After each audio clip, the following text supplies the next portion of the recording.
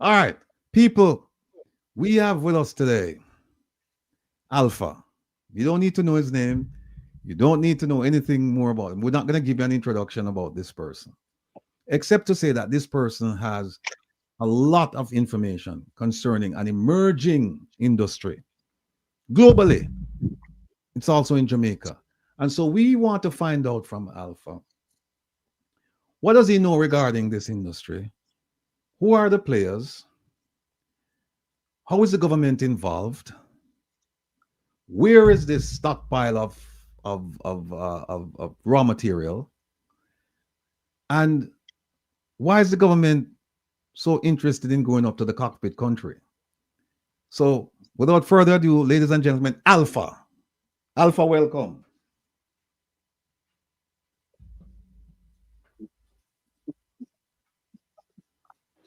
Alpha, you still with us? Oh, You went really low. Does it make a difference if you unmute? If you unmute? you know, Yeah, I'm here. can you hear me? Ah, there you are. Yeah, yeah. Can you hear me now? Will, you hearing him? Yes, I can hear you, Alpha. That means everybody is hearing you. Okay, good. Okay, very good. All right, Alpha, let me start by asking you an open ended question. What is this emerging industry that we're talking about? Well, the emerging industry that we're referring to revolves around an old industry that has been, I don't know, I don't know if you would call it a bit of beneficial industry to Jamaica or not.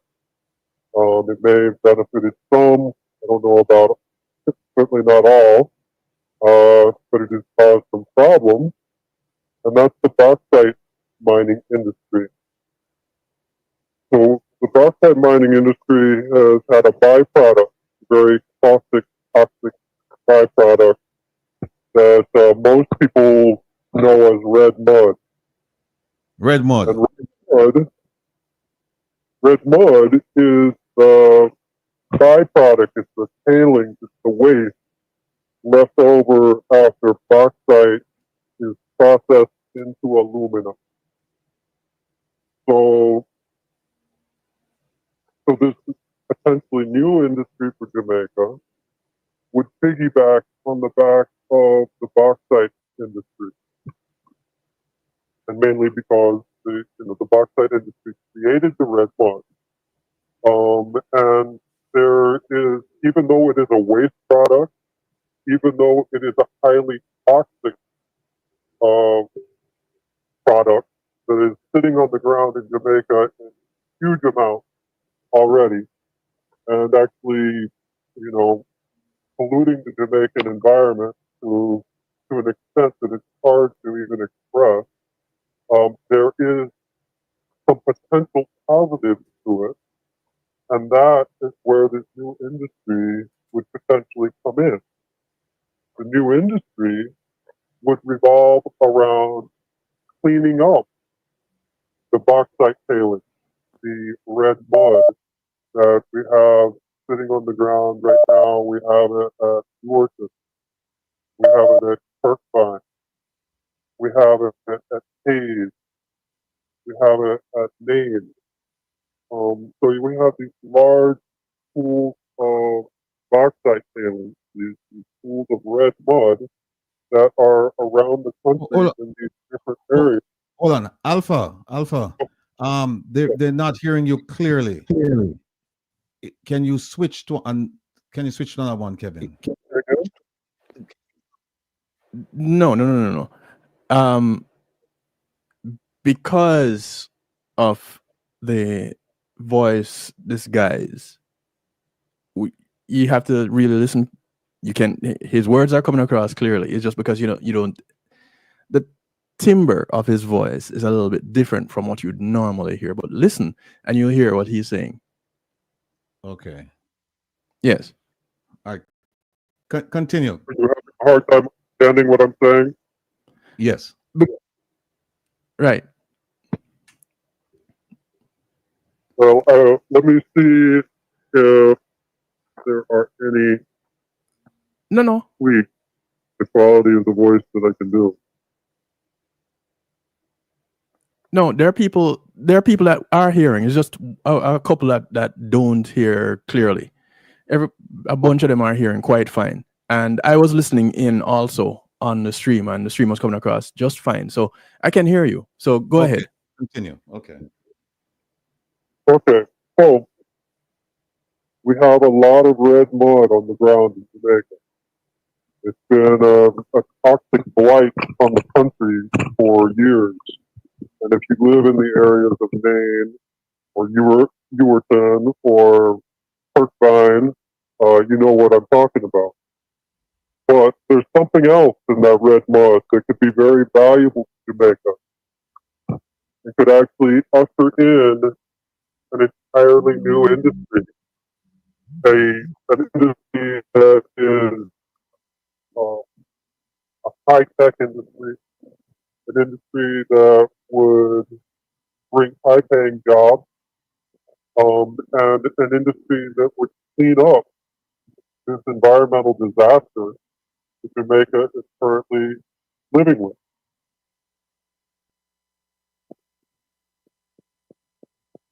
Mm-hmm. Well, you muted, Rebel. My question, as it relates to this industry, how long would Jamaica start seeing the benefits of this industry if Jamaica got involved with it today? If they got involved with it today, they would start seeing the benefits of it almost immediately, because they would start to figure, because there would be some gearing up process, construction jobs, uh, uh, jobs for people that may have previously worked in the bauxite industry that could be retrained to work in the new industry, which would be extracting very valuable rare earth elements that currently exist in the red mud for use for the technology industry. Rare earth elements are in everything from your cell phone to your computer to high-tech military and aerospace applications. And rare earths, you may have heard about it in the news lately. They're fighting over rare earths all over the world because the Chinese control most of the rare earths. And for people in the West, the Chinese are kind of holding it over people's heads. And there's potentially an opportunity in Jamaica to be able to recover these rare earths and use the new industry of extracting rare earths from the red mud to not only clean up the island, but produce a new high technology industry in Jamaica that could, benefit the country in so many ways. Starting with the cleanup of an environmental disaster to high paying tech jobs and putting Jamaica in a place of standing with the rest of the world. Let me just add something here, Alpha. Your mic. I can hear you, but you're low. Oh, can you hear me now? Can you hear me? Yeah. Mic check. Okay. No, Alpha. Turn up a little I'm more. looking.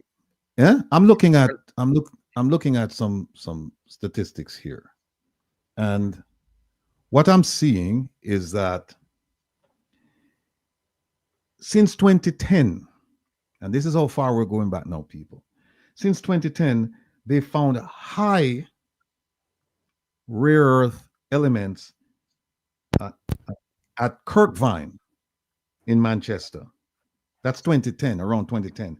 Then in 2013, the government of the day entered into a pilot program with a Japanese company called Nippon Light Metal to see how they could extract these elements from red mud. Mm-hmm. Now, it's a commodity. So, ladies and gentlemen, it's going to fluctuate with the market, supply and demand. And there are some wild swings. And at the time, even though it was proof positive that Jamaica had an enormous stock of REE in red mud, because of the prices, the world price, the program was not continued. And then there are some challenges as well. There's some challenges with energy, because it takes a tremendous amount of energy to extract these elements. And as you know, Jamaica doesn't have reliable electric power. Then there's a transportation issue. Then there's a storage issue. Then there's an issue concerning the building of the labs. There's also an issue of having skilled workers. And then there are environmental considerations. So now we have a benchmark, 2010. Then we move to 2013. And in 2013, something interesting happened in the cockpit country. There's a group called the Cockpit Country Stakeholders Group. And I believe that they came up with a number amounting to 281,000 acres in the cockpit country. That they said these lands are maroon lands. And in 2017, it was reduced to 185,000. And then in 2018, 2019, there was a lease granted to a mining company, and the government set aside, I believe, 6,000 acres for mining, which encroached on maroon lands. And that's when we started hearing the Prime Minister talking about the sovereignty issue, that it started back then. Then 2021, 2022, the Prime Minister rejected the maroon sovereignty claim. And in 2021, 2022, in 2022, the Maroons, they filed a lawsuit.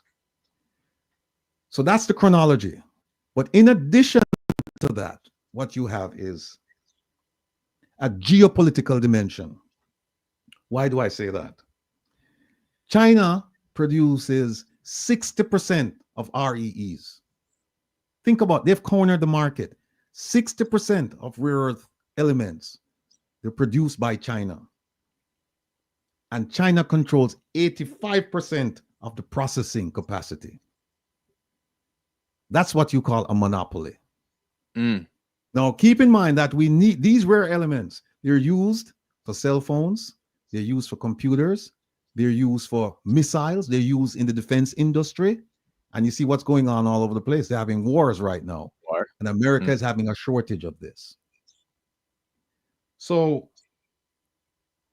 China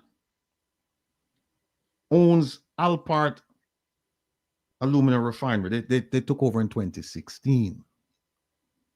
And China, and I think it was this DJ Kabaka Pyramid who said Jamaica is a Chinese loan. All of Jamaica is a Chinese loan. You know, because they control the port, at least one port in Kingston. Mm-hmm. They control the roads. Yes. They control construction. Mm-hmm. They're now into business. They own land. They're building a huge development out by Miami Bay. And Jamaica They own the Ministry of Foreign Affairs building. They own the Ministry of Foreign Affairs building. And Jamaica is indebted to the Chinese. We've taken lots and lots of loans from them. So the question that came up and I had a long discussion with Alpha. One of the discussion points was who owns the red mud in Jamaica? Alpha, can you address that, please?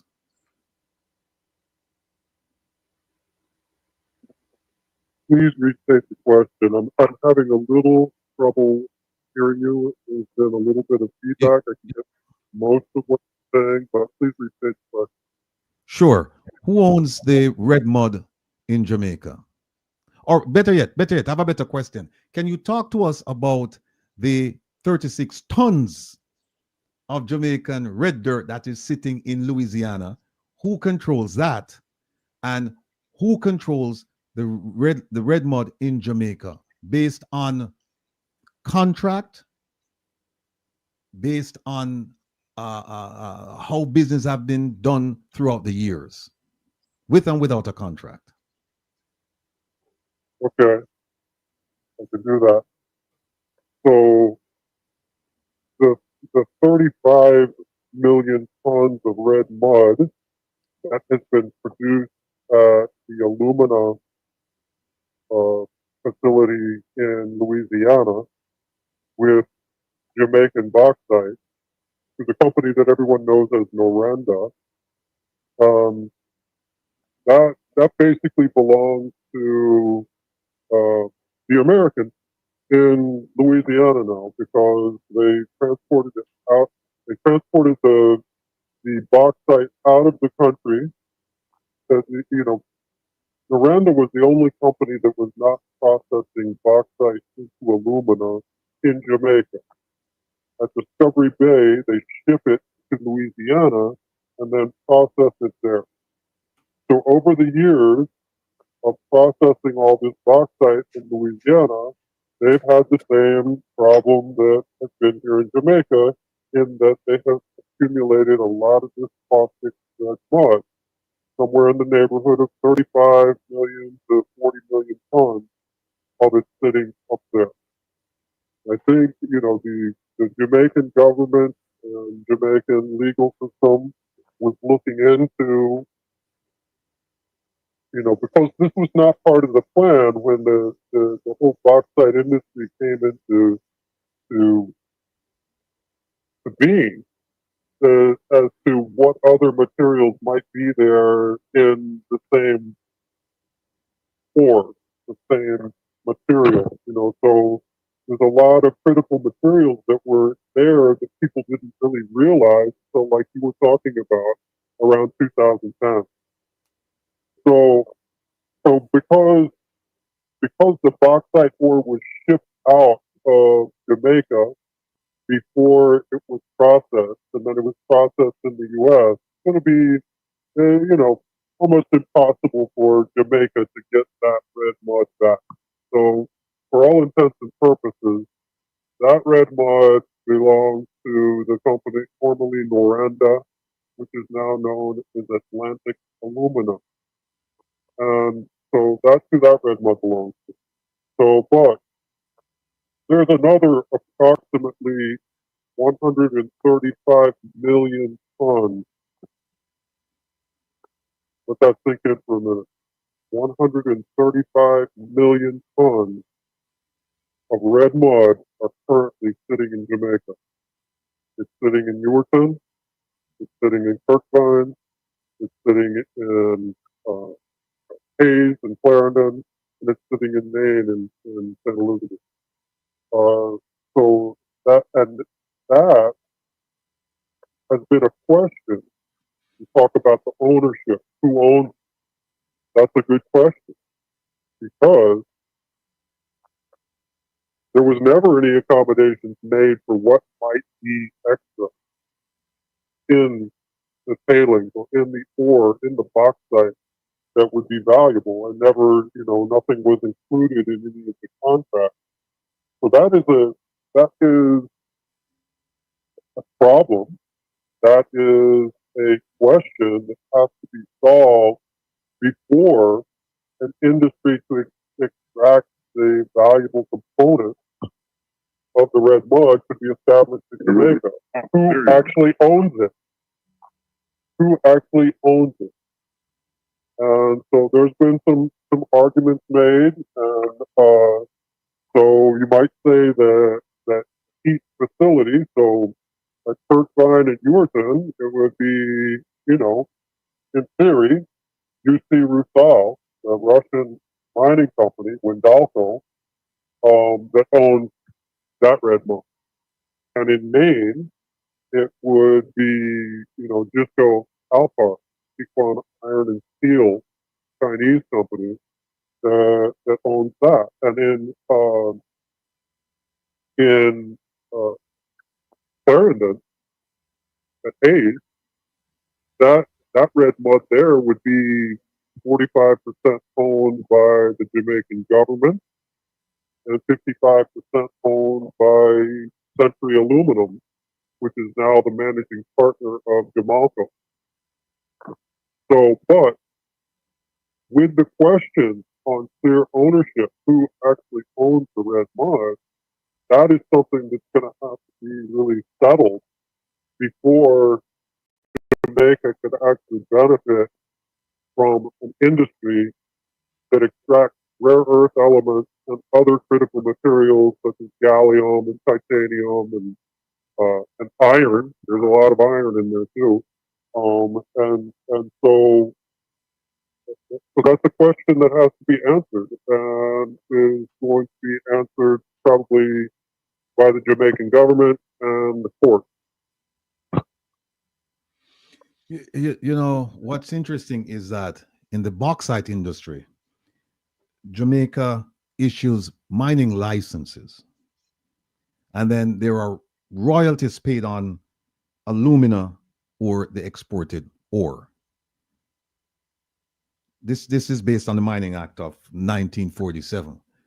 So the Jamaican government would give a license to a mining company, then they would mine, they would process the bauxite into alumina, and then they would ship that alumina out of the country to wherever, the US, wherever, and then it would be further processed into aluminum.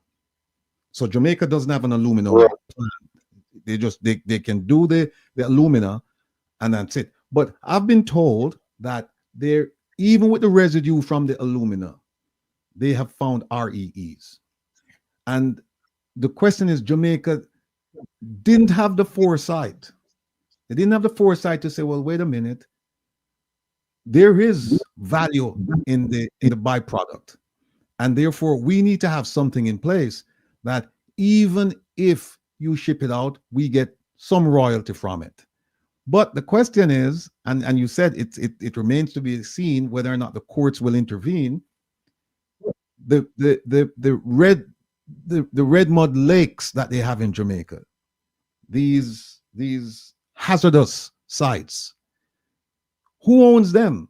Because if the Jamaican government is paid only on royalty based on the tonnage and the alumina that's shipped out of the country, then they don't own the Red Lake or the Red Lakes, and so they have no right to the REEs. We don't know because, like you said, in 2021, let me just add this: this government sought advice regarding ownership, and there were two interpretations. One was that the mining companies would pay royalties on the red lake, the red mud lakes in Jamaica, once they're processed and REEs can be extracted. That Jamaica would get a percentage of the value of the REEs. And there's another interpretation saying that once the bauxite, once it's bauxite or alumina, once that product has left Jamaica, Jamaica has no claims overseas. And this was in 2021. And to date, we haven't heard what the Jamaican government's position is on this. except to say that this is an industry. And think about it, people. Think about it. The US government, if you recall, they were asking the Ukraine to come to a deal so that REEs could be mined in the Ukraine and shipped to the United States. Now that's halfway around the world. Jamaica is right here on the doorstep. And we have high quality REEs. I can't believe that the Secretary of State, Marco Rubio, was in Jamaica recently and there was not a discussion concerning this issue. I can't believe it. And then the problem now is we have a geopolitical issue because China has heavily invested in Jamaica, and China now is going to say, look, we want, because China is a leading producer, the leading the leading producer and the leading processor of this material. And as Alpha, as you mentioned to me, they don't have to do much digging because the stuff is right there. It's topsoil. It's right there. But what I'd like you to do, Alpha, is speak to us about the maroon problem. Talk to us about what's going on with the maroons.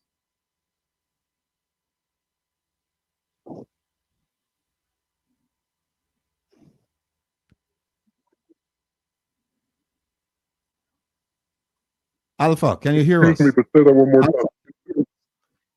Yes, Can I you was hear me? asked. Yes, loud and clear. Yes. I'm asking you to comment on the issue concerning the maroons up in the cockpit country. Well, in cockpit country, I mean, what's going on in cockpit country right now is the one American lease, SML 173, that is, you know, extracting bauxite ore from the western part of St. Anne and eastern part of Ceylon, which has traditionally been, you know, like you said, part of cockpit country, is part of the maroon land. And so, you know, that was a deal that was made back in 2018 or so, right after they redrew the boundaries. I mean, the deal was being worked on between the Americans and the Jamaican government. And they basically redrew what cockpit country was, the boundaries that they set up with all the stakeholders, that the cockpit country stakeholder group created a boundary for cockpit country in 2013. But then when Miranda wanted, you know, more land to be able to mine in, they wanted to encroach on what has traditionally been considered cockpit country and maroon land. So they were able to lobby the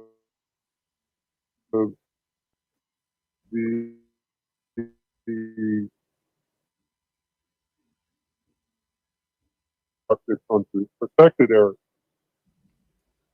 That's a smaller footprint that excluded these lands that they wanted to mine on. And soon after this change was made, SML 173 was granted to Miranda, New Day.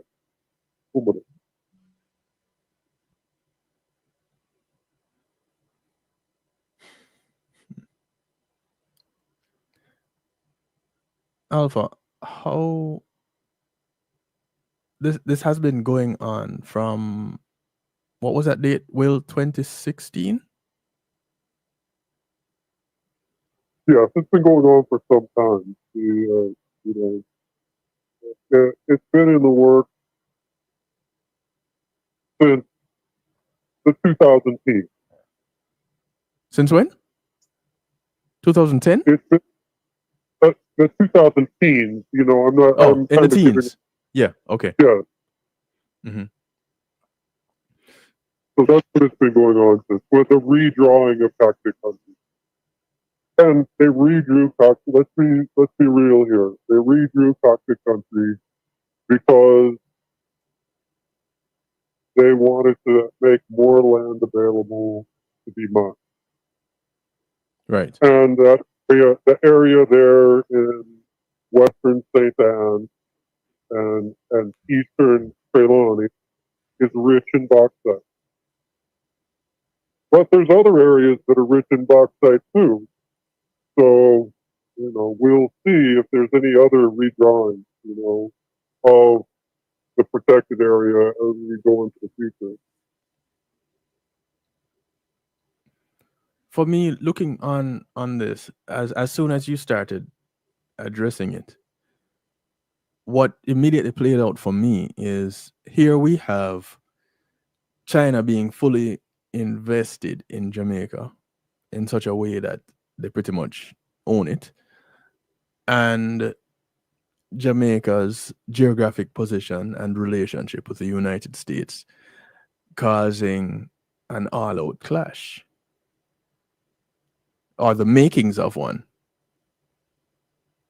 Yes, However, we have been exporting the bauxite to the United States.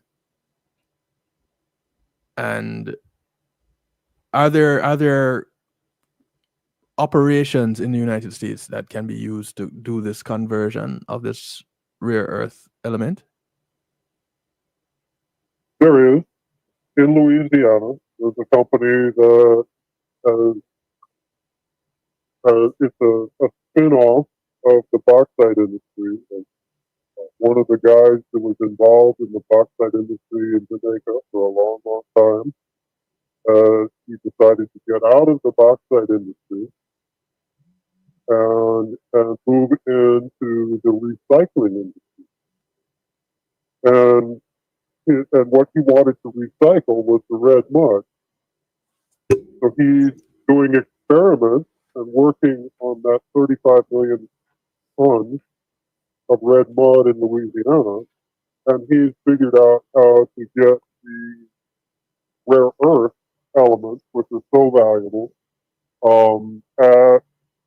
because it's not enough to be able to just get them out. You have to be able to get them out in an efficient way that is economically profitable. The Americans are not like the Chinese. They won't put millions and billions of dollars into something if the numbers don't work. They're not. Mm-hmm. They're not. The government is not going to subsidize private industry and try and sandbag other industries. So if it doesn't work economically, the Americans aren't going to do it.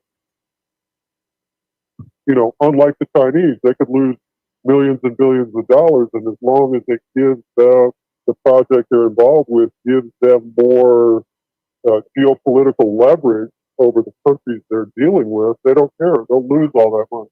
Mm-hmm. The Americans don't want, for one thing, the American companies are not state-owned.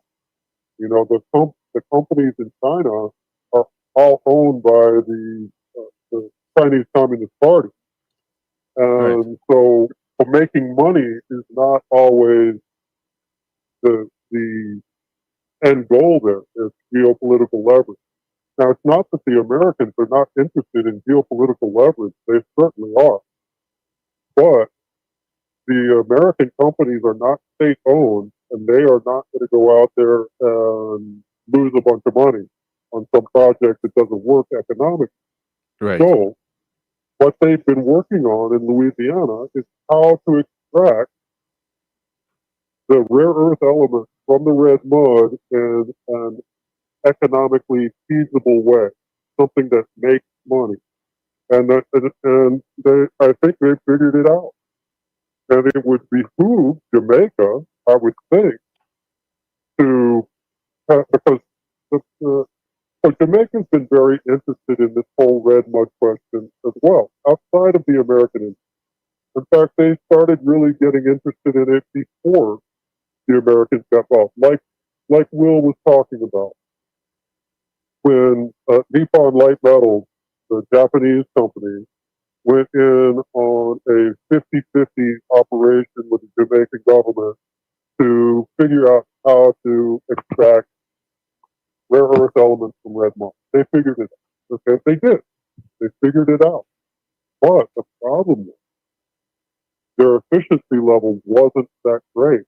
And with the fluctuations of the values of these commodities in the market, it kind of when the rare earth market got soft, it made it impossible to go on and go forward with this project because the Jamaicans and the Japanese don't work on a money losing model either.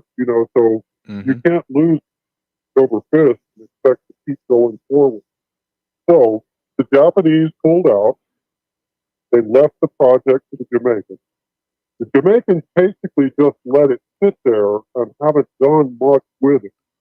In the meantime, the Americans were seeing the opportunity here and hoping to maybe refine the process and make it into a money-making proposition, which I think they have done.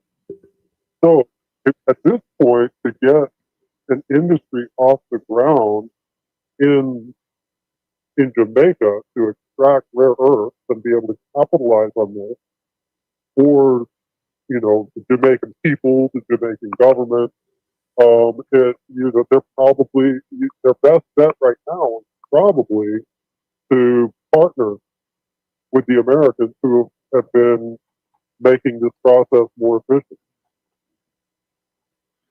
but not give away the ship. I mean, they've got to guarantee the fact that there's a lot of things potentially at stake. Right. You don't want to just get all over to them and let them make all the money. Exactly. So Jamaica needs to do this in a smart way and guarantee their stake. But the amount of jobs that could create, and I'm not talking about low-paying menial jobs, but we're talking about high-paid, high-skilled jobs that would be created if this industry were to move forward. So you would have the job side of it, and then you would also have a percentage of the profit, a sharing of the profit, not just be the labor to make it all happen, but also a share in the profit. It's a Jamaican resource. And Jamaica as a country needs to decide how they're going to deal with that because, like we were saying before, that one of the biggest obstacles to this burgeoning industry is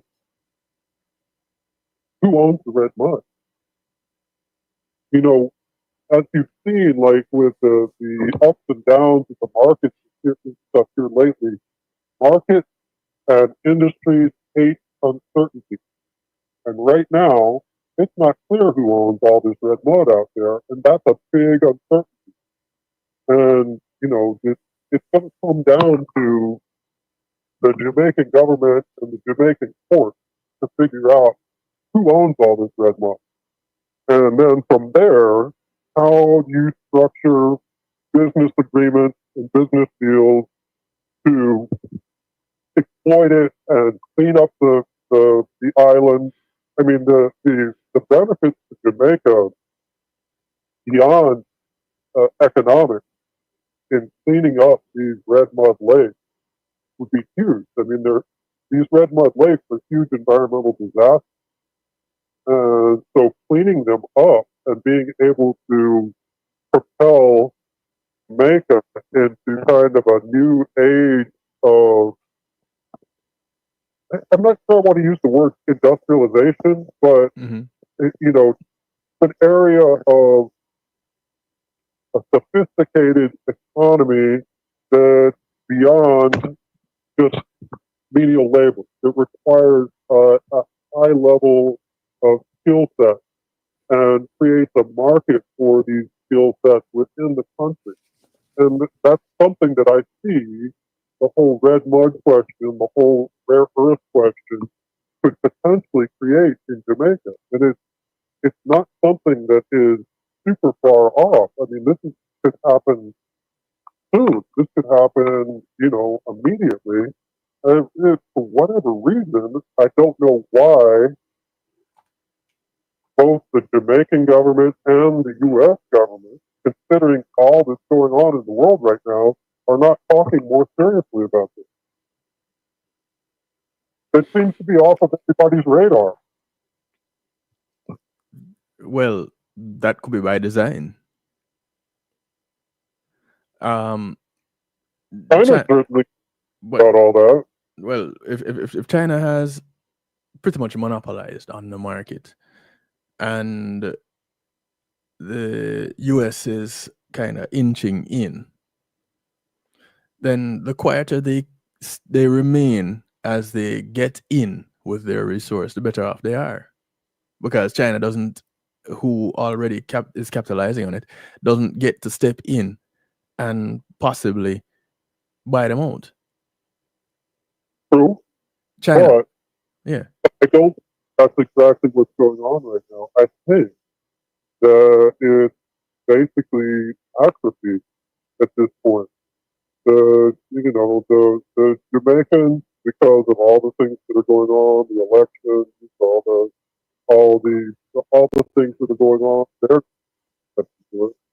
the Americans, they're struggling with their own issues all over the world, Hmm. and I think they are currently seeing what's going on in Jamaica, and they are not very acutely aware of what's sitting on their doorstep. And but that's not going to go on forever. The elections are going to go one way or another soon, and the Americans are going to start to settle down and not be so all over the place. And they're going to realize what's sitting on their doorstep. I've got to think at some point in the not too distant future that Jamaica and the U.S. are going to start to make some deals over rare earth. And that would be a good thing, probably, because it would bring a lot of money into the country, it would bring a lot of jobs, education, and it would clean up these environmental problems. Alpha, let me ask you this. And Denise McCullough query asked, why would it not be clear who owned the red mud? Isn't every piece of land registered at the tax office? That's a good question, but Denise, it's more complicated than that because you have lease agreement, and then you have rights to the red dirt that's mined. So you have to look at that agreement. So what they've done is they've put these things in holding ponds, and the holding ponds, they're on land, um, at the very least, if not owned, leased to these mining companies. So, and Jamaica's interest was never in the red mud. Jamaica's interest was in you mine it and you pay me a royalty for what you take out of the earth and what you send overseas. That was Jamaica's Right. interest. And it was so short sighted. Even today, it's still short sighted. But Alpha, there is a serious geopolitical question that I think we have to take a look at, and it's this: China wants to maintain its dominance, and the U.S. government is saying, Jamaica, if you know what's good for you, you let us come in and you strike a deal with us, and we will, in other words, protect you, Take. preserve you, pay you. China, on the other hand, is saying, Jamaica, you dare not, because we own you. We own you. So you can't let the Americans come in and take this. We own this thing. How do you see this playing out in the next year or so? How do you see it in terms of a deal between China and Jamaica, and the U.S. and Jamaica? And by the way, I'll just end the question by saying that there's an African proverb: when the elephants fight, the grass suffers. And the elephants in this case are China and the U.S. And Mhm. I think Jamaica, I don't know how they're going to get out of this, but give us your take on what a reasonable solution is going to look like. And Well, Alpha, could it possibly be a three-part deal? Go on. Well, those are all good questions, and questions that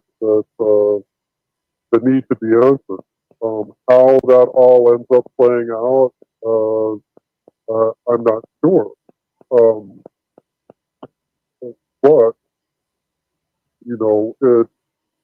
it unfortunately right now, and I think China falls into the same boat.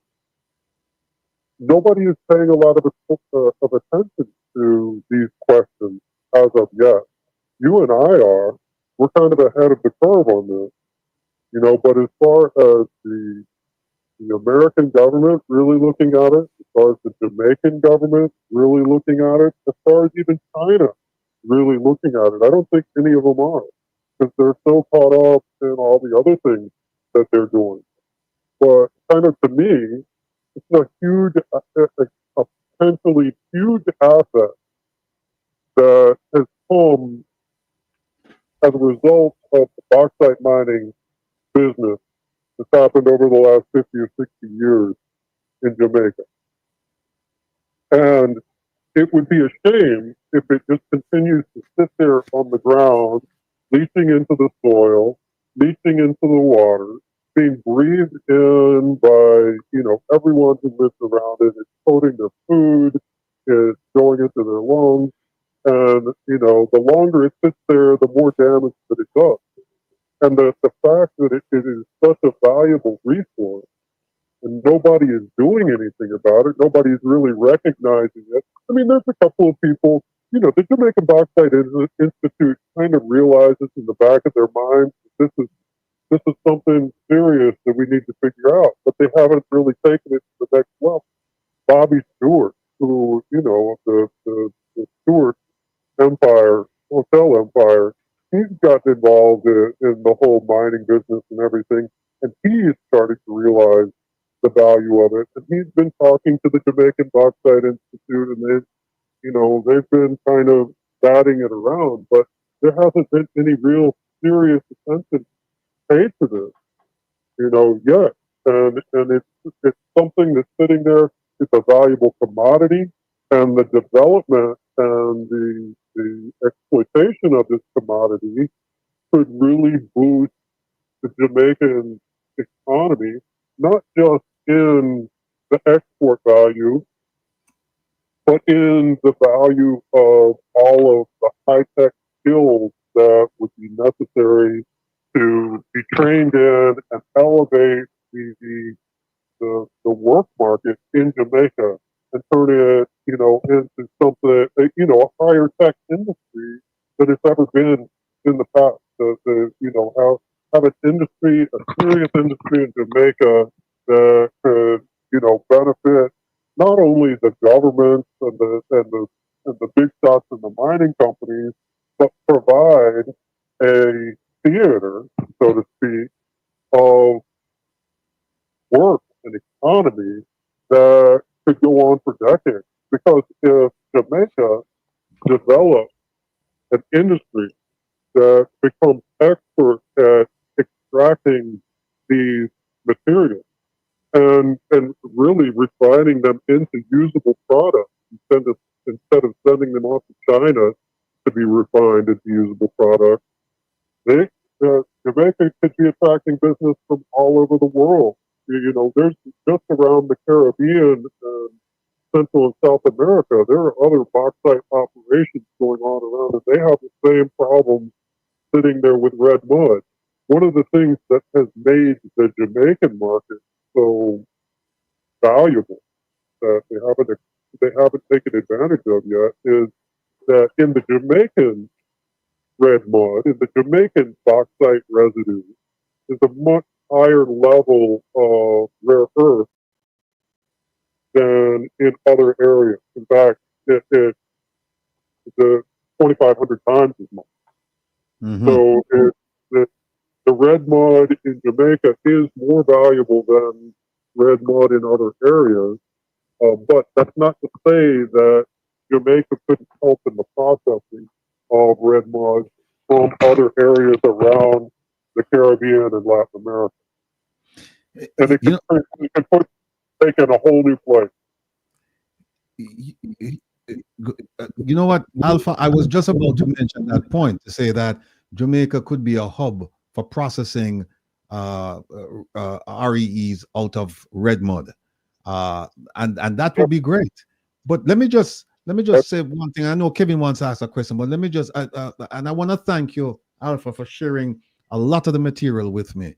You've given me a lot to think about, a lot to chew on, and a lot to read. But you sent me an article, you sent me something, and I just want to read this. And this is for the Jamaican people, but particularly the Maroons. Even though some people will say, "Well, we're all one," we're all Maroons. But you get where I'm going with this. And it says, "We appeal both to reason and emotion because this struggle is deeply rooted in both. Legally, the arguments are sound: treaties, property rights, international norms. Morally and emotionally, the arguments resonate: honoring ancestors, protecting future generations, fairness, and pride." The article goes on to say, "Imagine a future, say in 2030, where this dispute has been resolved amicably. Cockpit country is declared off limits to destructive mining by law. The Maroon communities have formal title to their communal lands. They receive royalties from past extraction that they invest in ecotourism, regenerative agroforestry, carbon sequestration, cultural preservation, and education." All of that means that we're going to develop the cockpit country for the Maroons and others to come and visit and spend money. So they, meaning the Maroons, partner with the government as stewards of a vast protected area that draws visitors from around the world, keen to learn about Maroon history and experience the unspoiled beauty of the land. Young Maroons have reasons to stay or return because their communities are thriving, not threatened. Every January right. 6th at the Akompong Festival, government officials stand shoulder to shoulder with Maroon leaders, not in uneasy politeness, but in true celebration, knowing that Jamaica did right by the Maroons at long last. That is a future within reach, a future where cold Yeah. legal logic and warm human emotion converge to produce justice. The alternative is too bleak Yeah. to bear: a future where distrust festers, where our national narrative is tainted by an unresolved injustice, where cockpit country's green fades to degraded red pits, and Jamaica loses part of its soul. We must choose the brighter path. The Maroons have lit a flame of resolve. It is up to all of us to fan it into a guiding light for our nations. And the last paragraph, quickly: our land, our heritage, our rights. These are not just Maroon values, they are Jamaican values, human values. Let us uphold them now together so that future generations, Maroon and non Maroon alike, can look back and say, in that defining moment, Jamaica stood up for what was right. I want to thank you for the article and thank you for the discussion. But Kevin, I have a question, and I think we have a few more questions in the chat before we go, because I know you have another commitment. But Kevin, go ahead, please. Yeah. So, wait. Okay, sorry about that. All right. I just trying to put things into perspective here a little bit. And I might be far reaching. I don't know. Here you have an individual who was involved in the bauxite mining industry that quit this industry, which is a multi-million dollar industry within itself, and went into the recycling business. I don't know how Yeah. many people caught that. Mhm. Yeah. All right. So I am not going to leave a lucrative business to get into a business that I'm going to struggle in. First thing, it either has to be equally lucrative or more lucrative. You would do the same Yeah. thing, right? Yeah. Rebel, you would do the same thing? Indeed. Cool. At least I'm not that far off. So here we have somebody that has done this and is using waste that in Jamaica we have an abundance of. You want to tell me nobody caught on to this? Kevin, I asked Alpha the question. I said to him, Alpha, do you think that money is being passed under the table? No. Do you think money? Do you think money was passed and is passing under the table? And this I, dovetails with I, your point. I certainly can't answer that question, but there is a good question about where did all the money go?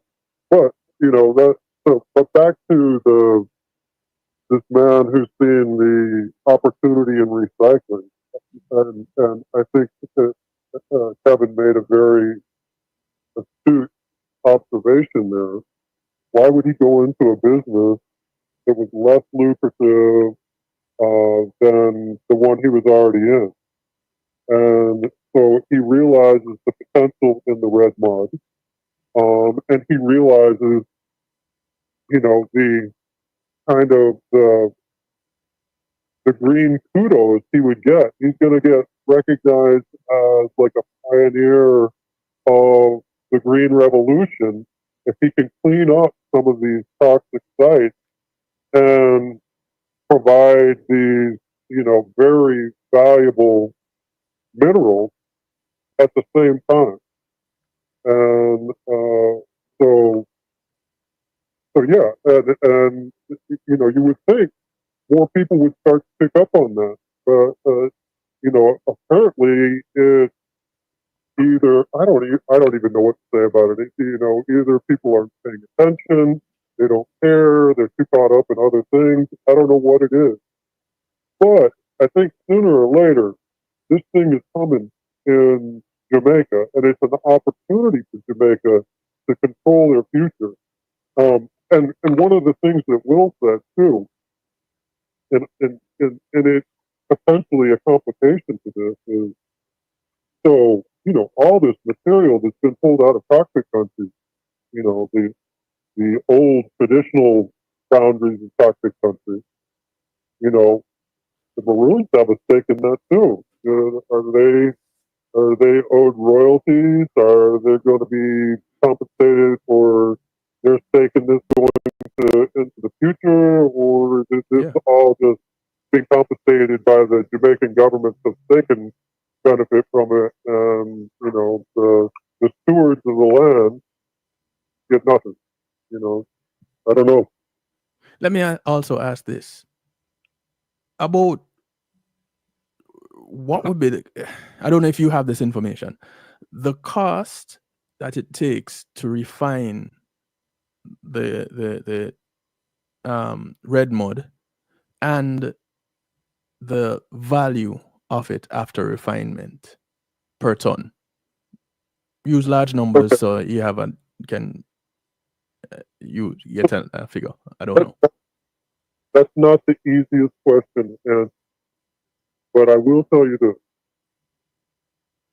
So the majority of what's in the red mud Yes. is actually iron, and that's why it's red. It's because the iron in it is what gives it its red color. Just like our blood. Yeah, so it's like 60% of the red mud is iron. And so these guys have not only figured out how to get all the rare earth elements out, but how to get this other stuff out. They're calling the iron that they're recovering green pig iron, and it's it's a necessity for the steel industry, and they don't have to go back out and mine more iron to provide for the steel industry. They just have to clean up these red mud that's already sitting there. So you have the iron that's in it. There's titanium in it in small amounts. There is a critical material. It's not a rare earth called gallium, but it's critical for chip making and that kind of thing. For computers and that type of thing. And then there's the spectrum of rare earth, which are in varying amounts within it. But I'll tell you the most valuable rare earth that is in there is a rare earth called scandium. And it is the most valuable. It can range in value at different times, but it goes for about $5,000 a kilo once it's refined into what they call scandium oxide. And you could refine it. You could get it to the scandium oxide level right on the island of Jamaica, and retain a bunch of the value in the value chain right in Jamaica instead of just sending off raw materials to other countries where there's more money available in the refining of it than there is in the raw material. And so that's something that could really benefit Jamaica. But I will tell you, the raw material, there is billions of dollars, U.S. dollars, billions of U.S. dollars laying on the ground in Jamaica in these red mud lakes. Alpha, just one aspect of what you're talking about. You're talking about drug cartel money. And we know drug cartels have big money. $5,000 per kilo of this one mineral. And just that one. And out of this byproduct, out of this refuse, one element that can be extracted from the multiple elements that can be extracted and used internationally, just one of them is cartel money. Yeah, for sure.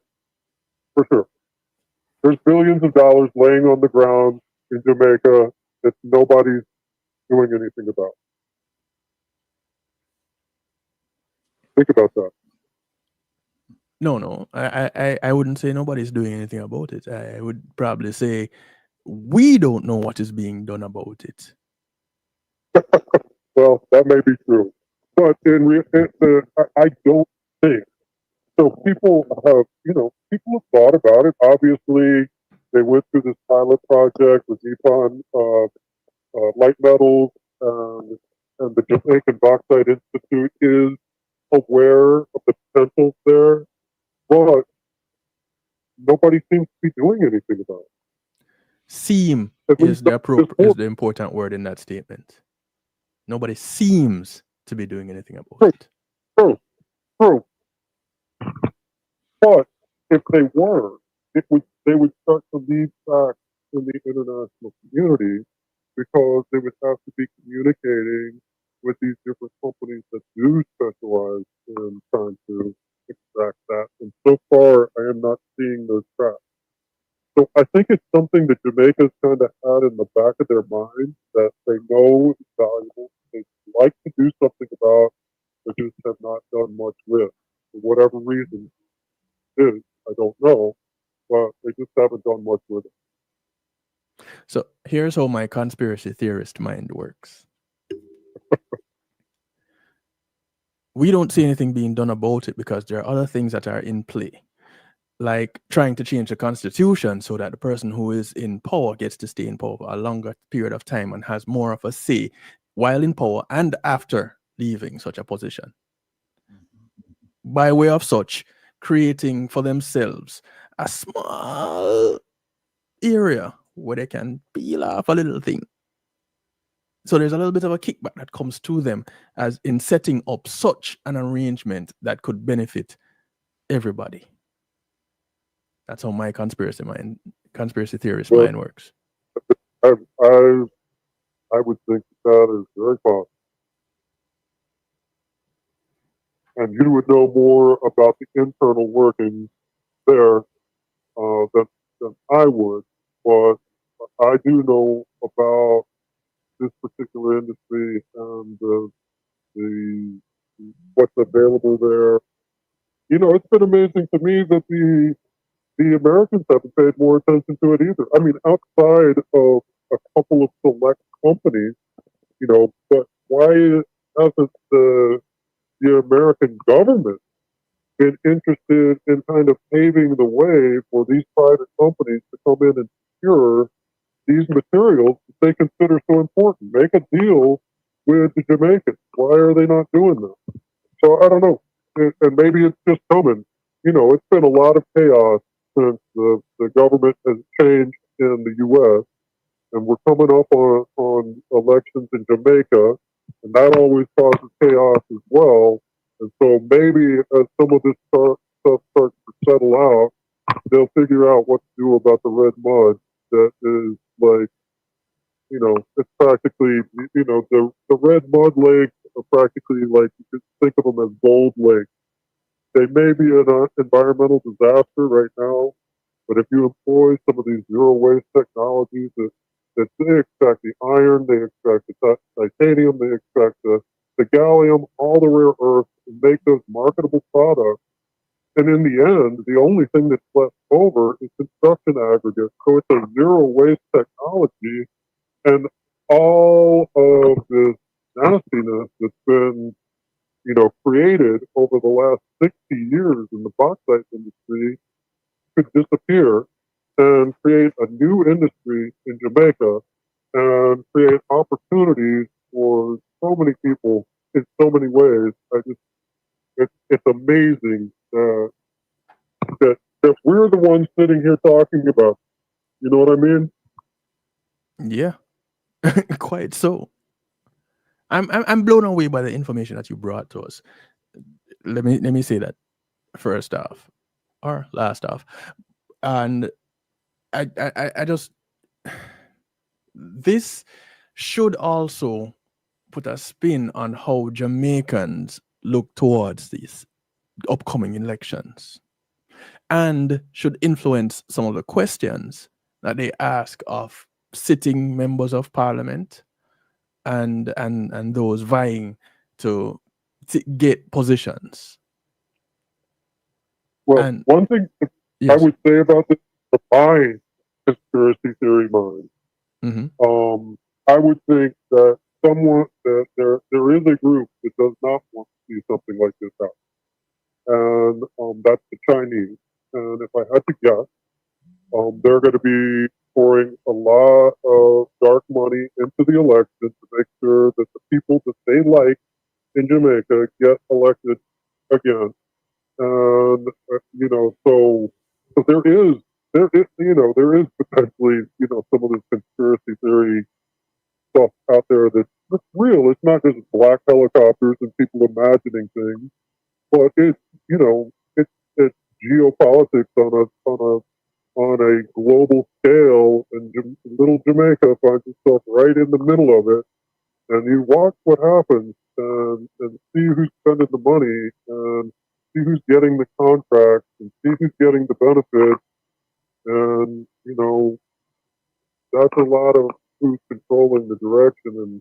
And believe me, you know, money can end up turning into both because you can spend it on the street, you can get your message out there.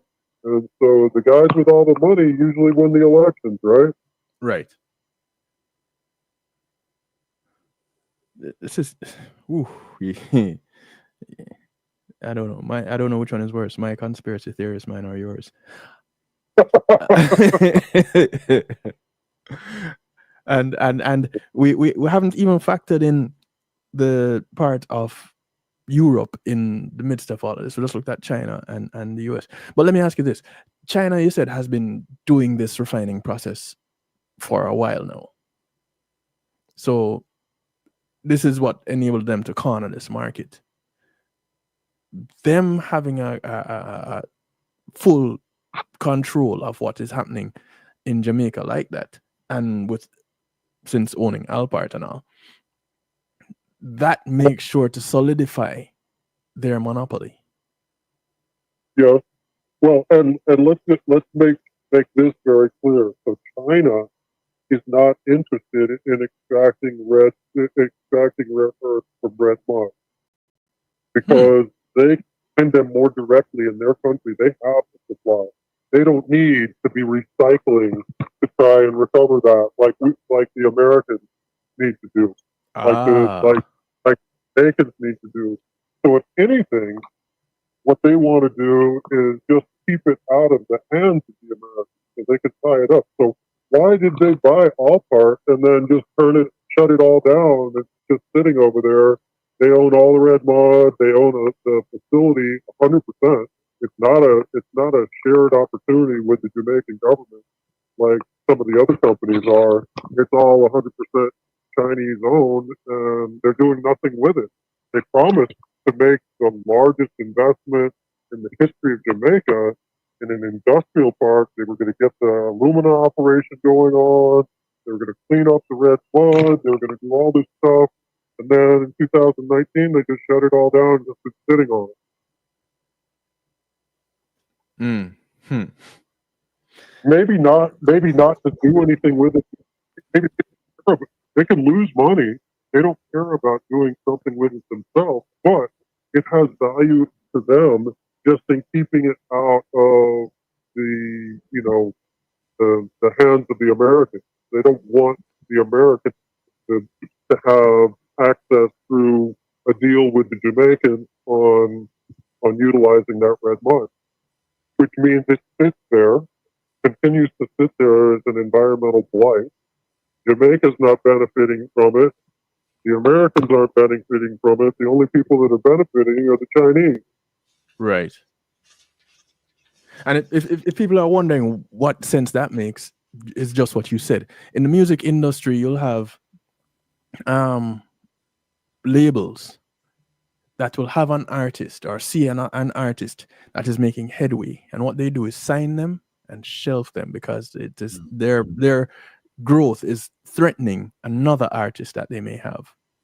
So they will sign that artist, shelf them, continue with the first artist, and then pull out the next artist when that first artist has done their rounds and capitalize on that again.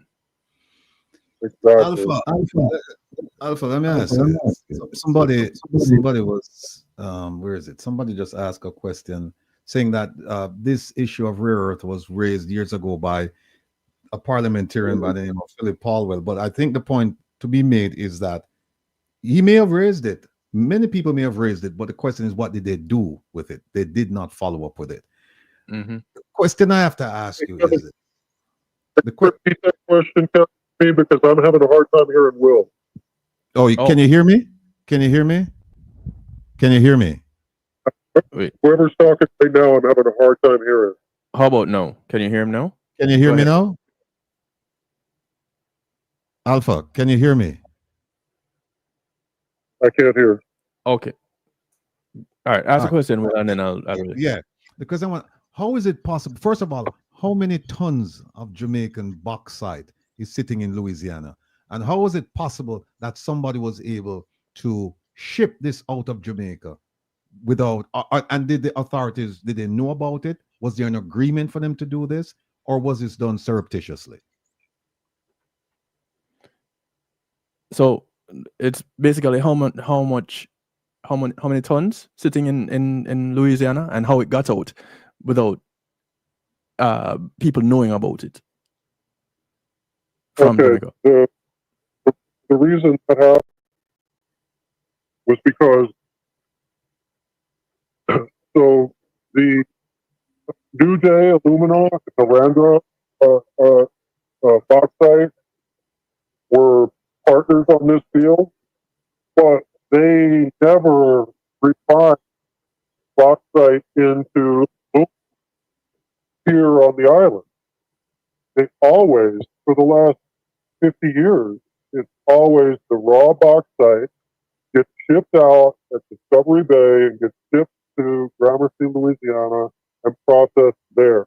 Now, at that time, they didn't think there was any value in the bauxite tailings. It was just waste.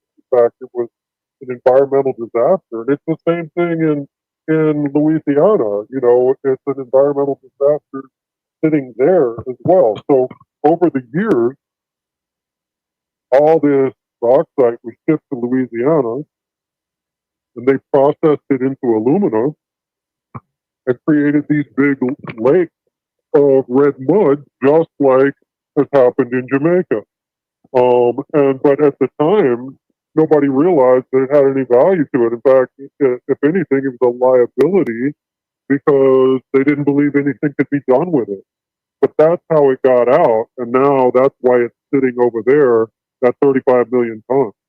But there's enough red mud sitting in Jamaica right now to keep Jamaica busy for 30 or 40 years just processing what's sitting on the ground. And there's billions of dollars sitting there. And, So- and I am going to have to say, with that, I'm hitting my hard deadline. So, Got you. so Will Alpha has to come back. Right. No, Right. you Well, can't hear me. So you can say Yeah. say make the remarks because he can't hear me. Yeah, Alpha. You're gonna have to come back, and we're gonna have to talk some more about this. definitely. Thank you for taking the time out to share with us. It's mine to introduce this whole concept to us, that it's not just refuse that is sitting there in these mud lakes, all toxic as it is, and an eyesore as it is, but there are billions of dollars that's sitting there, money that can change Jamaica, can make Jamaica what it once was, can send children to school as they should, raise the education level, raise the poverty level, raise the standard of living, just by using this refuse that we have sitting there. So we don't need to do any new mining based on what is there right now. For the next 3 decades, it can change everything. Yes. You guys, blessings, honor, respect. Thank you for the time. I gotta get going. Thank you, Alpha. You take care. We'll catch up. Talk soon. All right. Will. Hey. Will. People. I hope y'all took little notes, and if you didn't, it of course, it's recorded, so just go back and take your little notes. Everybody that is in Jamaica should have at least one question for their member of parliament. Doesn't really matter where their constituency is. Everybody should have at least one question to ask relating to this, whether it be relating directly to the mud lake, to the cockpit country, to the business of bauxite and the sale of Alpart. Must have, and there are several questions that you can come up with. Everybody should have at least one question. It's election time. You are in a position to demand these answers. Blackmail them. You give me an answer, I give you a vote. It's simple. And so here we are in a position that the garbage that we have sitting in the mud lake, known as the mud lake, for the next generation, because 30 years is a lifetime. Any child born now in the next 30 years is having children. Roundabout. If they haven't started yet, they're ready to. So we have the potential to put another generation coming up behind us, two in better positions. The one that will be growing up and the one that has children after. It's not rocket science. It's a matter of getting some answers, though, and putting things out in the open, getting things on the table, and making proper deals. The whole idea of geopolitics is really interesting, a little bit tricky, to say the least. And with little Jamaica, and it's not that we cannot make an impact, because we've been making impacts for years. It's the only country that I know of that you go to a place that doesn't speak English and everybody know you. So we make impact. We have impact. And we have a quality product. Such that anywhere else in the hemisphere, their quality of this refuse is subpar. Now, when you have garbage at high level or high quality, that says something about the original product. I hope y'all recognize that. So we've been shipping off high quality bauxite. As a result, we have high quality red mud. As a result, we have high quality byproducts of this red mud. The rare earth elements. Yeah, they're found in other places, but the quality makes Jamaica stand out that much more. Welcome, Ricky. Pastor Ricky. Yes, sir. Good evening, Sir Byron. I mean, Sir Rattigan. I've been praying for you, man, on Byron's shows. Yeah, God no bless problem, you. man. DJ Kevin Stew, and that. Big up yourself. Right. So, You know, blessings. Kevin. You know, Good Kevin, you evening, said something. everyone. Sorry. Yeah, Kevin. No, no worries. No, Kevin, you said something about the quality of the Jamaican, the REEs, but it's Mhm. also the availability, the amount that we have, and it's also the convenience because they don't have to mine for it. It's right there. Yeah. It's in Yeah. in pools. You know, one of a dear friend of mine mentioned that these things they take a lot of money and the return. Well, let me just explain to them that Alpha. I don't want to give out too much because I don't want to identify Alpha, but Alpha, I've had Kevin and I, we've had personal conversations with Alpha, and he's assured us that yes, it's going to take a lot of money, but it's not going to take a lot of time because the Come. the, Oh, the technology is there.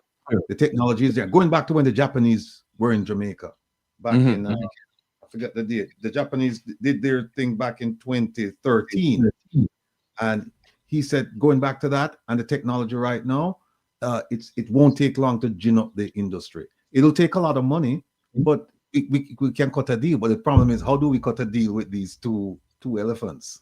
You know? But Can I ask you, hold on, can I hold ask on. you a question, Rattigan, on that? Oh. I'm Yeah, sorry. Go ahead. Sir Rattigan. Go ahead.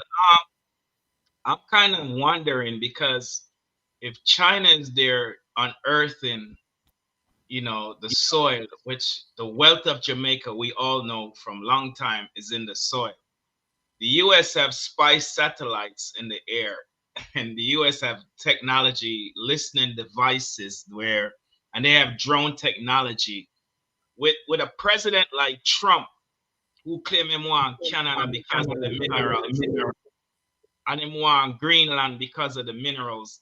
Yet Jamaica is what 180 miles flight time from Florida. How is it that Trump and the U.S. intelligence haven't, been able to?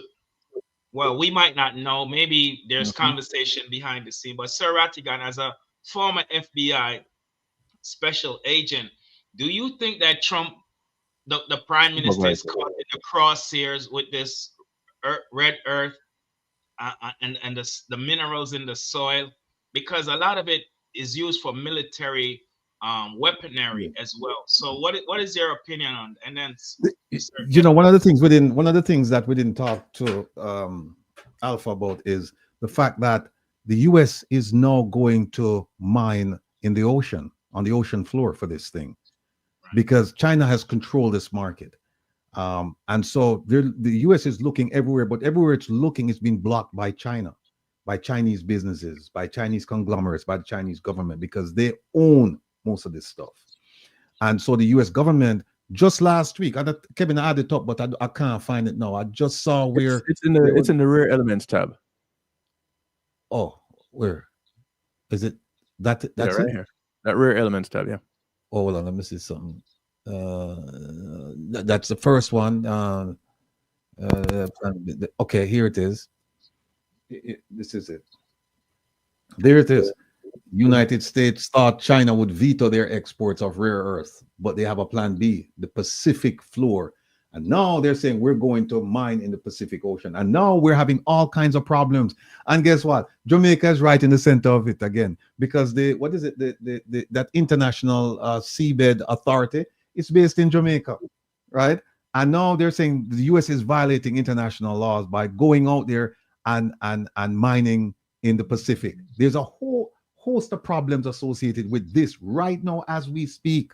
I mean, you look at this article. This article is dated April 24th, just 2 days ago.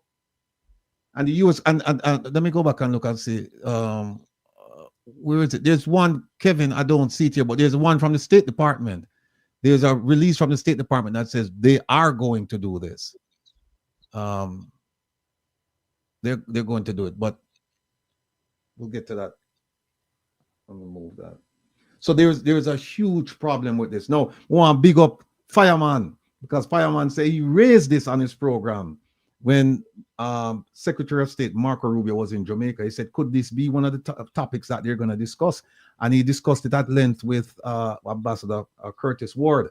So next week we're going to have Fireman on, and he's going to talk to us about his discussions with Ambassador Ward concerning this issue.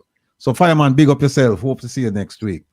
People, you hear the man say billions of dollars sitting on the ground in Jamaica, and apparently nobody's doing anything about it. So I don't know if Jamaica took a position with the US government and said, well, no, we're not going to do business with you. And that's why, the US government says, okay, fine. You know what? We'll just go to the Pacific.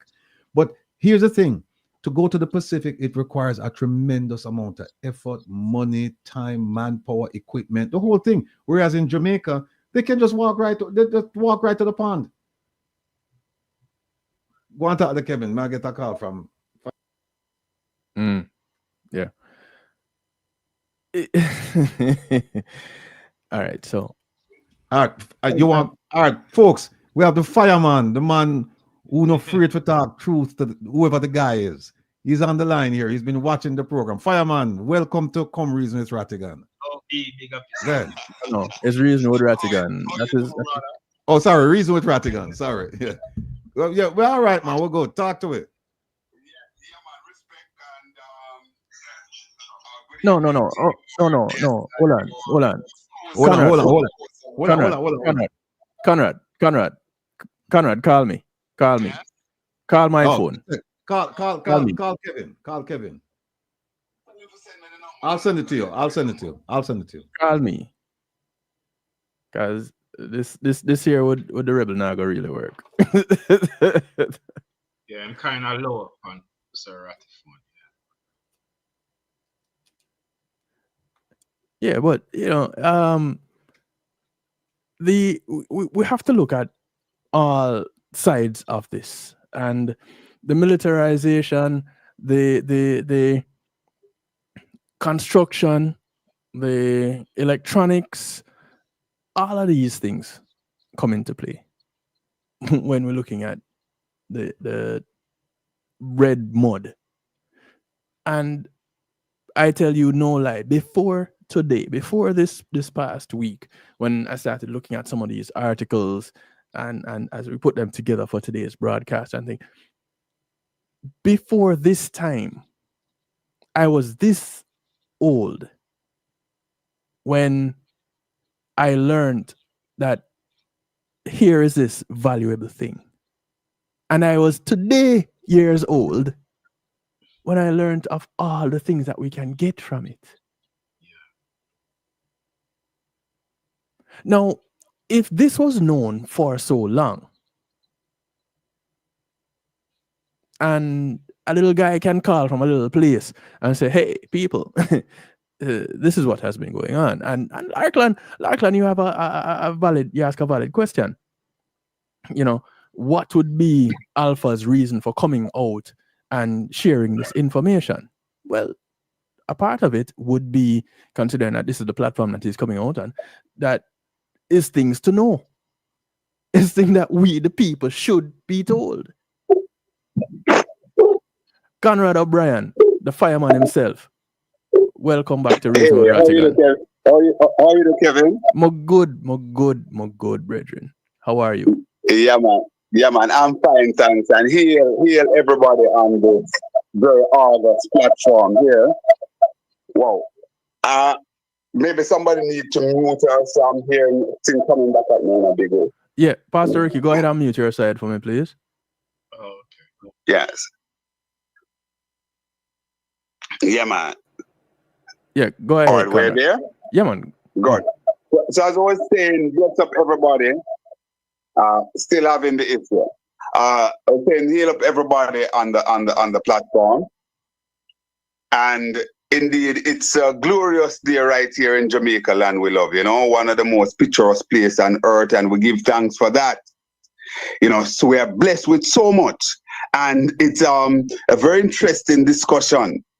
And to show that what we see and we look at, I remember from a boy growing up, because I grew up, I'm a Manchester man. So right there at the Kurt Vine plant, going up the hill, and Winston. Hello? You're still here, man.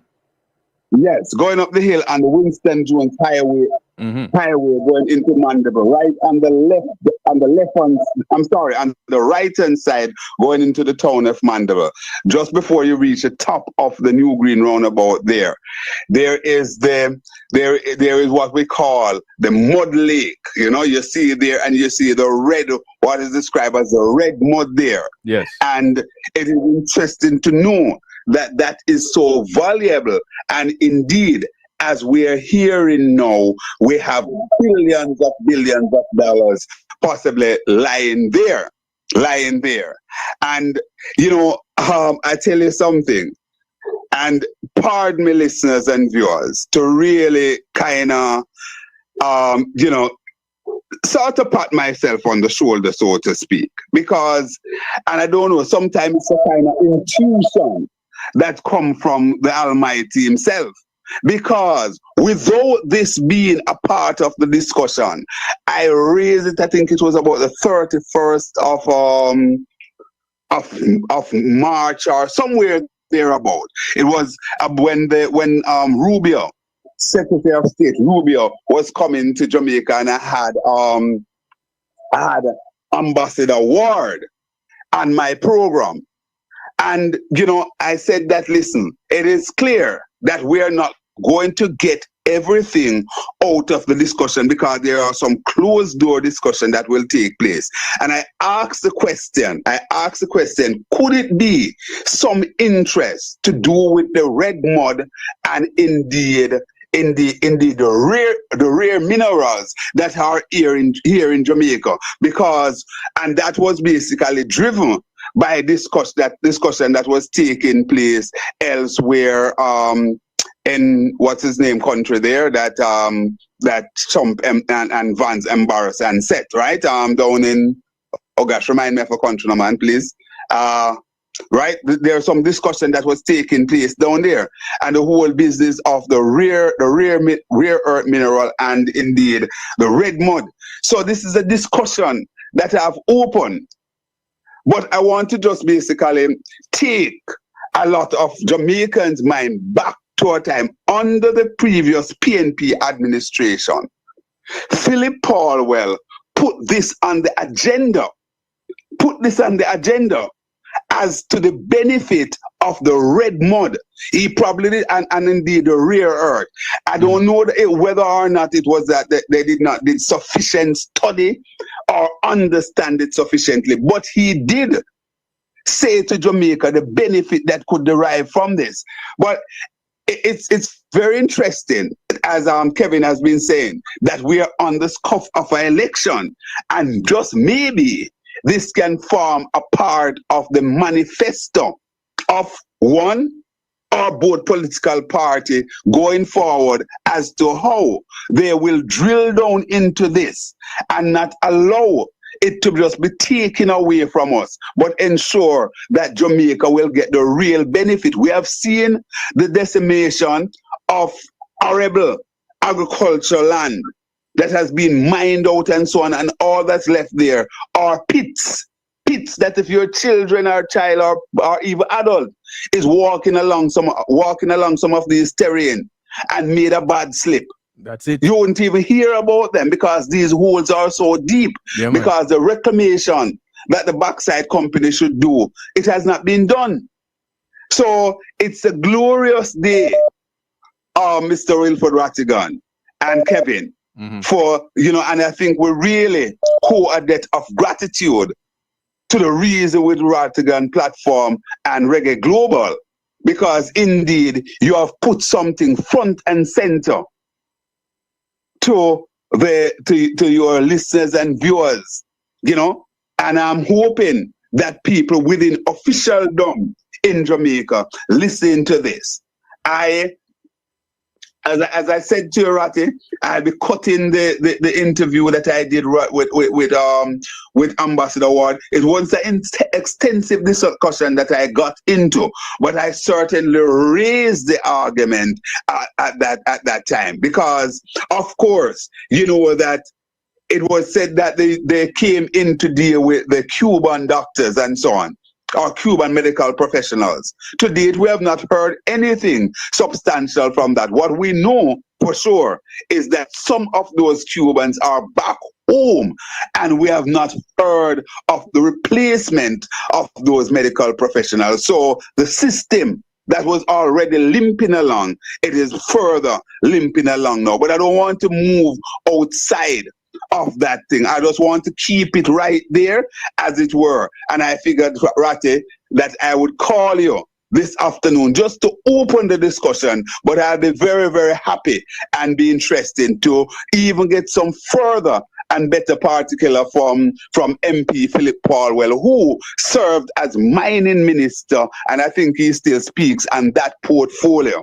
So I'd have some further discussion on him, look at it, and so next week, Saturday, we'll be able to have even much fulsome discussion. But I thought it was important to at least make an opening salvo here this afternoon. Okay. Thank you, sir. Thank you. I appreciate Thank it. you. I continue to listen. All right. Or Thanks, if you want to ask me a question as well, I don't know. No. If not, I'll just hang up on the program. No, man, just right. go and tune in, man. Thank you. Okay. We'll wait until next week when we'll have you on full time. Ratty? Yeah. You hear me? Go on, listen, we talk. All right. All the best. One love. All right. Take care now. All right. Cool. No, I'm going to show them something, right? I'm going to show them something. Because I know me always have something for showing, you know. I'm going to show them something. Right? I'm going to show them something. Look at this. And then we're going to get to what Senator Morgan said, and we're going to show the Prime Minister's involvement and show the Senator Morgan start walk back his conversation. But look at this, people.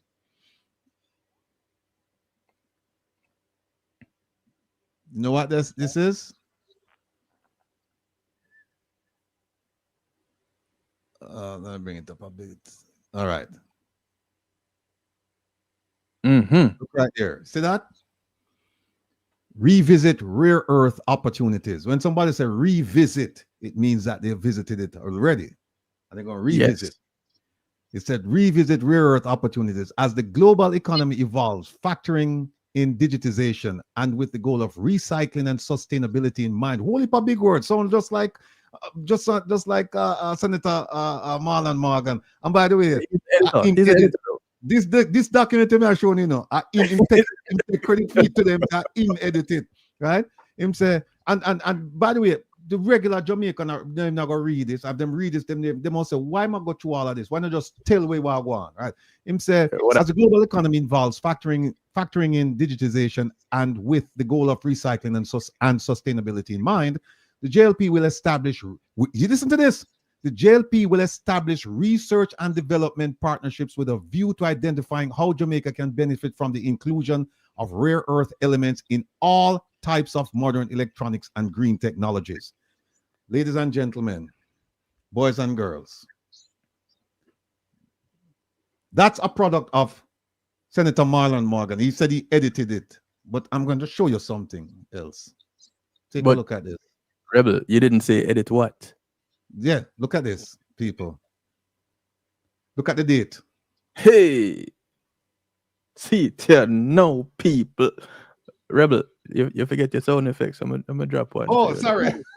Hey, I was a dear fight last week. You know what time Minister Marlon Morgan. You deserve. Well done. Well done. Ah, Well done. Well done.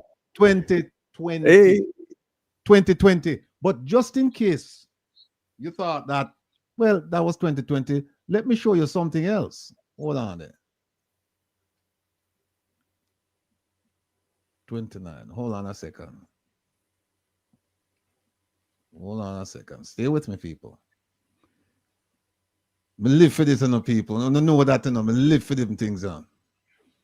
Hold on there. We're going to page 29. What page is this? 20. Oh, we have 9 more to go. All right. Stay with me. Why, Kevin, we need a nice mouse because the thing is not going good. Okay. All right, 29. See it now. Look on the topic, mining and energy. mm-hmm. Mining and energy, right? And them start talk about green energy policy. And they're coming up with, they're going to review the national energy policy. And they're talking about fuel. They're talking about essentially oil. So that's 29.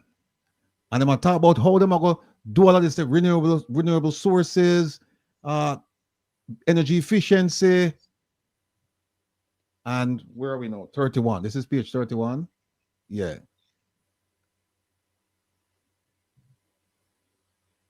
I just want to show you something, Just want to show you something, because we just talked about the cockpit country.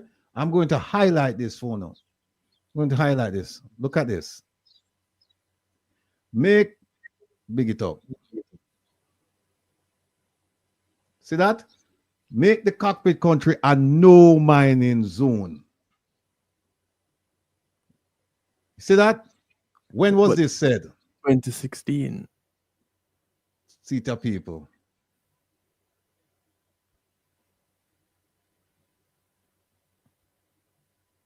Come on.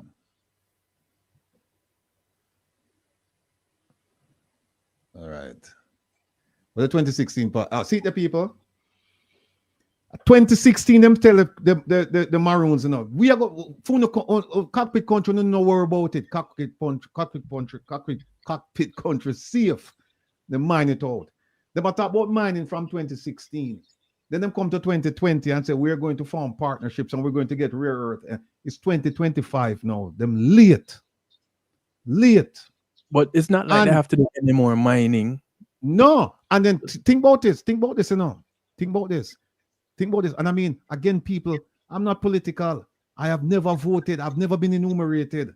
My only care is about the people of Jamaica. But the truth is the truth, and the truth must be told. The experiment that they did with the Japanese that yielded all of these results, it was under Portia Simpson. And it was never followed up. And now we see them 2020, them say them going to do it, and then here's this 2025.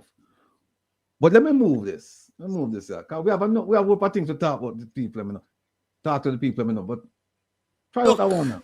At our leaders, when you ring them, their phones are picked by somebody called a PA, whose only claim to fame that he is rude beyond measure. They acquire things which they have not worked for. They want to be described as honorable even when they are horrible. These are the men that we have. And there is no shortage of such men and women in the African continent. They promise us things that they know they will never deliver, and we believe them. They promise us things that they know they will never deliver, and we continue to believe them. Read the manifestos, people. Here's another. If you should see the convoy of an African minister, Just substitute not a president, Jamaica. I'm not touching the president. Africa. Just put Jamaica wherever you're. Presidents are in a different world. The African minister. The African minister will never queue. Oh, he's anathemic. Oh, the African minister is a demigod. Oh, Africa. The African counselor in your rural home, when they go to churches, not even if it is not their denomination, they saunter to the front seats. And even our latter-day clergymen will invite them to share their wisdom with the people, even if we know that they are village fools. Village fool. Are given the vote to vote, they are in the habit of electing thieves. And once they have elected the thieves, they expect the thieves to behave like angels. When the people do not know what they want, the government they create is nothing but a confederacy of fools. Africa is not poor. Africa is merely poorly managed. Jamaica is not poor. Jamaica is poorly managed. And we the voters, we continue to elect these people to represent us. And what have they done? They've misrepresented us. They've degraded us. They've despised us. Yeah.